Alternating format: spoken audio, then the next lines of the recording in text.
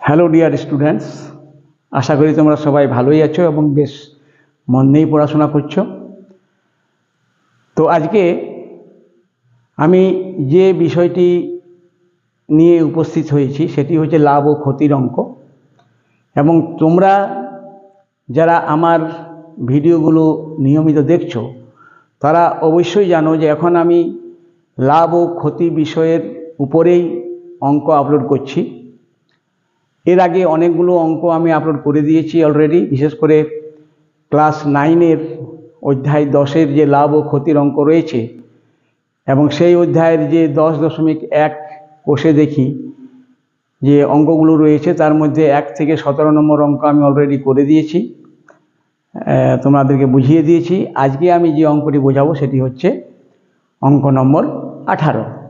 তো অঙ্ক নম্বর 18তে দেখো বলা হয়েছে যে করিম মোহনকে 4,860 টাকায় একটি মোবাইল ফোন বিক্রি করায় 19% ক্ষতি হয়। মোহন রহিমকে যে দামে বিক্রি করে সেই দামে করিম মোহনকে বিক্রি করলে করিমের 17% লাভ হয়। তাহলে মোহনের শতকরা লাভ কত? অঙ্কটা খুব সহজ সরলভাবে বোঝানোর জন্য আমি 3 জনের এখানে নাম উল্লেখ করছি। যে প্রথমে হচ্ছে করিম বিক্রি করছে মোহনকে, আবার মোহন বিক্রি করছে রহিমকে। ঠিক আছে, এখন করিম মোহনকে যখন 4,860 টাকায় বিক্রি করলো তাতে কিন্তু তার 19% ক্ষতি হলো। এখন 19% ক্ষতির অর্থটা কি? মানে করিম বিক্রি করছে মোহনকে 19% ক্ষতিতে, 19% ক্ষতি হয়েছে, তাতে বিক্রি করেছে 4,860 টাকায়। 4,860 টাকায় মোহনকে বিক্রি করে দিয়েছে এবং তাতে 19% ক্ষতি হয়েছে। এখন 19% ক্ষতি, এই যে সূত্রটা, এই সূত্র ধরেই আমরা কিন্তু করিম মোবাইল ফোনটি কতই কিনেছিল সেটি আমরা বের করতে পারি, অর্থাৎ তার ক্রয় মূল্য কত আমরা বের করতে পারি। ঠিক আছে, কিভাবে দেখো না, 19% ক্ষতি মানে কি? করিমের যদি ক্রয় মূল্য যদি 100 টাকা হয় তাহলে সে নিশ্চয়ই বিক্রি করেছে 19 টাকা কমে, মানে 100 থেকে 19 বিয়োগ করলে কত হয়? 81 টাকা। এটা নিশ্চয়ই বুঝতে অসুবিধা হওয়ার কথা নয়। তাহলে করিমের যখন ক্রয় মূল্য 100 টাকা তখন তার বিক্রয় মূল্য 81 টাকা। সেই হিসাবে যদি বিক্রয় মূল্য 4,860 টাকা হয় তাহলে তার ক্রয় মূল্য কত? আমরা এই লাইনটিকে উল্টো করে লিখে বের করতে পারি। তাহলে আমরা লিখতে পারি করিমের ক্ষেত্রে যখন বিক্রয় মূল্য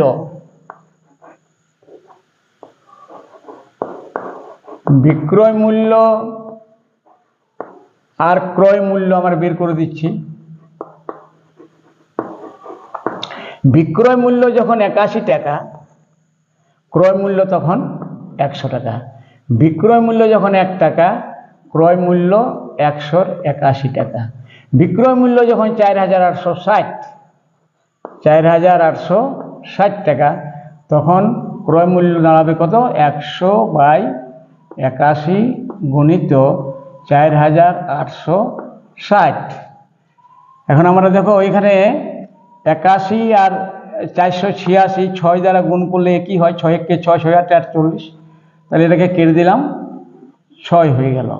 তাহলে 6 যদি হয় তাহলে গুণফলটা কত হলো? 6-এর পরে 3টে শূন্য, তাহলে হলো 6,000 টাকা। 6,000 টাকা, অর্থাৎ করিম সেই মোবাইলটি কিন্তু 6,000 টাকায় কিনেছিল। 6,000 টাকায় কিনেছিল এবং মোহনকে 4,860 টাকায় বিক্রি করে দিল, যার ফলে তার 19% ক্ষতি হলো। এই পর্যন্ত আমাদের ক্লিয়ার আছে জিনিসটা। এরপরে দেখো মোহন আবার কি করছে না, মোহন আবার রহিমকে বিক্রি করে দিচ্ছে। মোহন আবার রহিমকে বিক্রি করে দিচ্ছে যত দামে, সেই দামে যদি করিম মোহনকে বিক্রি করত তাহলে কিন্তু তার 17% লাভ হতো। আবার আমি বোঝাচ্ছি, দেখো তোমরা বোঝার চেষ্টা করো, যে মোহন রহিমকে বিক্রি করে দিল। কত টাকা বিক্রি করে দিল সেটা কিন্তু দেওয়া নেই, কিন্তু বলা হয়েছে যে মোহন রহিমকে যে দামে বিক্রি করলো সেই দামে যদি করিম মোহনকে বিক্রি করত তাহলে তার 17% লাভ হতো। তার মানে আমরা এখানে করিম এখানে যদি 17% লাভ করতে চাই, 17% লাভ, 17% লাভের অর্থ কি না, ক্রয় মূল্য যখন 100 টাকা, এখানে ক্রয় মূল্য বিক্রয় মূল্য করে দাও, ক্রয় মূল্য আর বিক্রয় মূল্য, বিক্রয় মূল্য।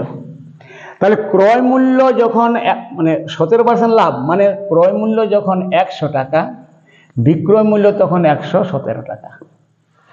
ক্রয় মূল্য যখন 1 টাকা, বিক্রয় মূল্য হবে 117/100 টাকা। আর ক্রয় মূল্য যখন কত, 6000, ক্রয় মূল্য যখন 6000, তখন বিক্রয় মূল্য কত হবে না 117/100 গুণিত 6000 সমান কত হলো? দেখো এখানে 0 0 0 0 কেটে গেল। 117কে 6 দ্বারা গুণ করো, 6 7 42, 2 হাতে থাকে 4, 6 একে 6, 4 10, 0 হাতে 1, 6 একে 6, 1 7, 702 এর পরে একটা শূন্য, মানে 7020 টাকা। অর্থাৎ মানে মোহন রহিমকে 7020 টাকায় বিক্রি করেছিল। কারণ বলা হয়েছে মোহন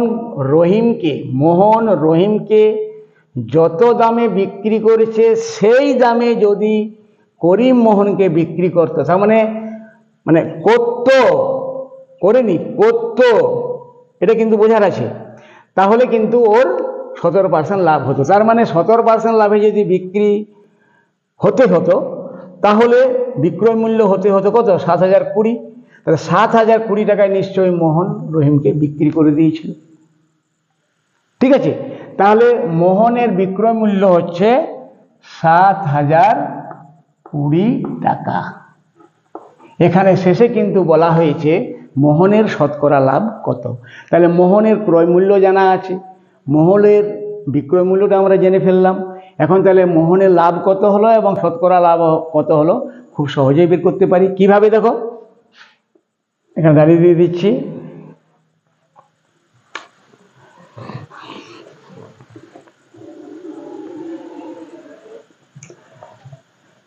তাহলে মোহনের ক্রয় মূল্য 4160 টাকা, মোহনের বিক্রয় মূল্য 7020 টাকা।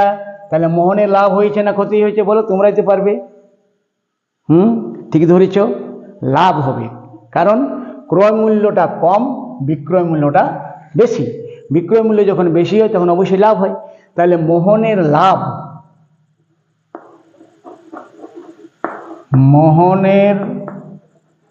লাভ সমান কত টাকা না 7020 মাইনাস 4860, 7020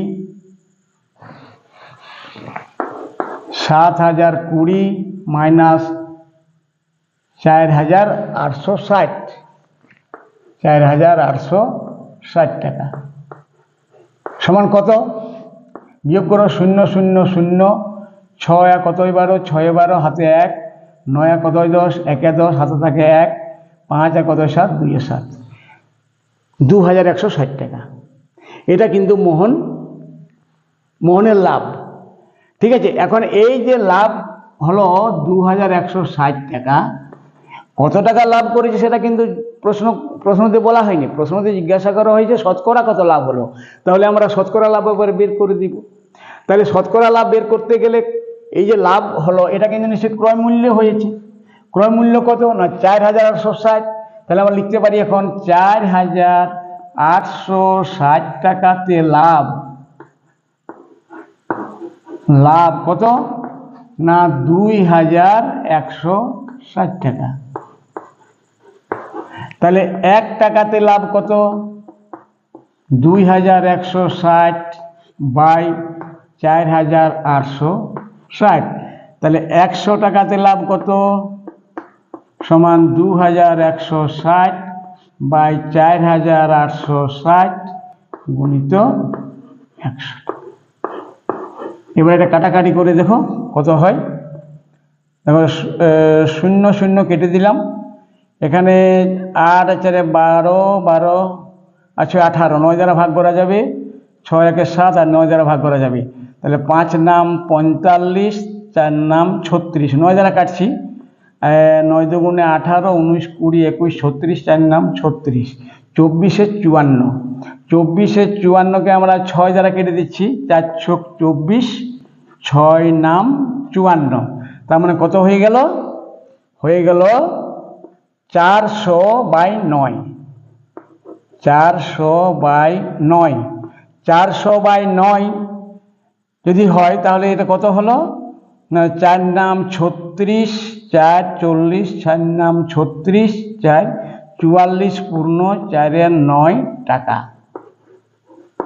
এটা হলো 100 টাকাতে লাভ।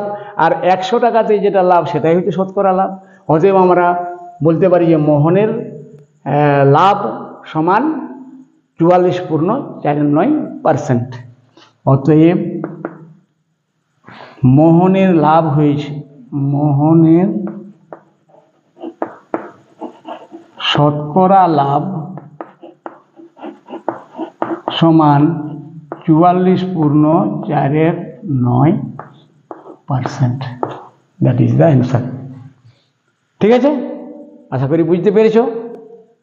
এবং আমি সবসময় চেষ্টা করি যে সময় একটু বেশি লাগুক, কোনো ক্ষতি নেই, কিন্তু যে অঙ্কটি তোমরা বুঝবে সেই অঙ্কটি যেন খুব সুন্দরভাবে বুঝবে, যাতে আর কোনোদিন ভুলে না যাও। মানে এমনও টেকনিকে অনেকেই পড়ান যে সূত্রের সাহায্যে, মানে হয়তো কম সময় লাগবে। আর কম সময় লাগবে মানে এই নয় যে 1-2 সেকেন্ডে, কোনো অঙ্কই 1-2 সেকেন্ডে করা সম্ভব নয়। কারণ 1-2 সেকেন্ড সময়টা এমনই সময়, ওটা মানে অবাস্তব। মানে 1 সেকেন্ডে 2 সেকেন্ডে কোনো অঙ্ক করা এটা অবাস্তব। তো যাই হোক, আমি সেদিকে যাচ্ছি না। আমি বলতে চাইছি যে আমি যে পদ্ধতিতে, যে টেকনিকে আমি অঙ্কগুলো শেখাচ্ছি সেগুলোতে একটু সময় বেশি লাগে, কিন্তু তোমাদের বুঝতে অবশ্যই সুবিধা হবে। ঠিক আছে, তো সে যাই হোক, আর বিশেষ বাড়াচ্ছি না, ভিডিওটিকে আমি দীর্ঘায়িত করতে চাইছি না। তোমরা সবাই ভালো থেকো, সুস্থ থেকো, আর খুব খুব মন দিয়ে পড়াশোনা করো, এই বলে আমি শেষ করছি। ধন্যবাদ।